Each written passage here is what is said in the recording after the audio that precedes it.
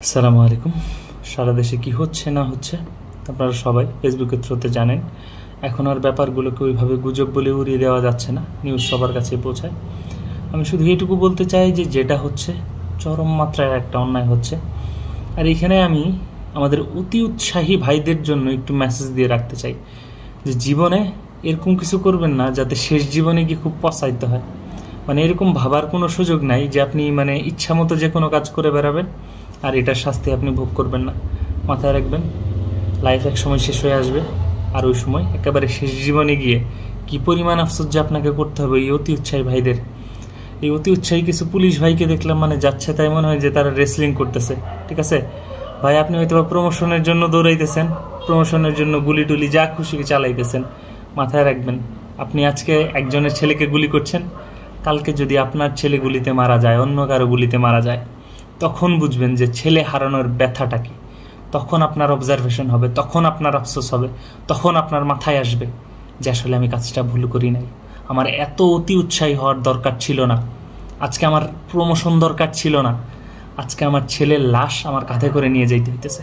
তখন আপনি বুঝবেন আপনার প্রমোশনের এই ভারটা কতটুকু, আপনার এই অতি উৎসাহের মূল্যটা আসলে কতটুকু। সেদিন আপনি গিয়ে বুঝতে পারবেন যে আসলে আপনি কত বড় মাপের একটা ভুল করেছেন।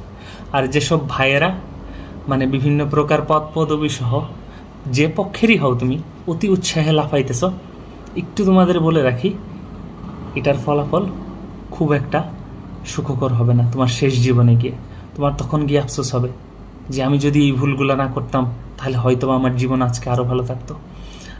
আমি একটু বলি যে নর্মালি আমরা সবাই চিন্তা করি কি যে আমরা একটা অপরাধ করলে আমি সবসময় ধরে নিব যে না আমি ঠিক করছি, আর এটা ভেবেই আমি সবসময় ঠিকঠাক থাকবো। কিন্তু মানুষের এক সময় গিয়ে চরম মাত্রার অনুশোচনা হয়।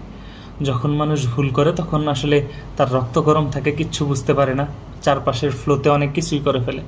কিন্তু লাইফের শেষে গিয়ে বা কিছুদিন পরে গিয়ে সে আসলে বুঝতে পারে যে আসলে এটা আমার জীবনের অনেক বড় ভুল ছিল, আর তখন ভাই আফসোস করেও কোনো লাভ হয় না।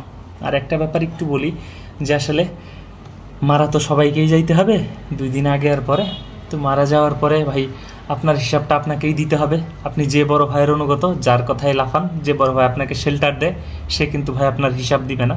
হিসাবটা আপনাকেই দিতে হবে। কয়জনের মাথায় বাড়ি দিলেন, ঠিক আছে, কয়জনকে হসপিটালে পাঠাইলেন, বা আপনার গুলিতে কয়জন মারা গেল, হিসাবটা পুরাপুরি আপনার।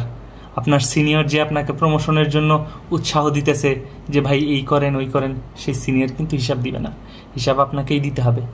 আপনি যে পরিবারের জন্য প্রমোশনের জন্য এত উৎসাহী হয়ে ছাত্রদের উপর হামলে পড়ছেন, আপনার সেই পরিবারও কিন্তু আপনার হিসাবের দায় নেবে না।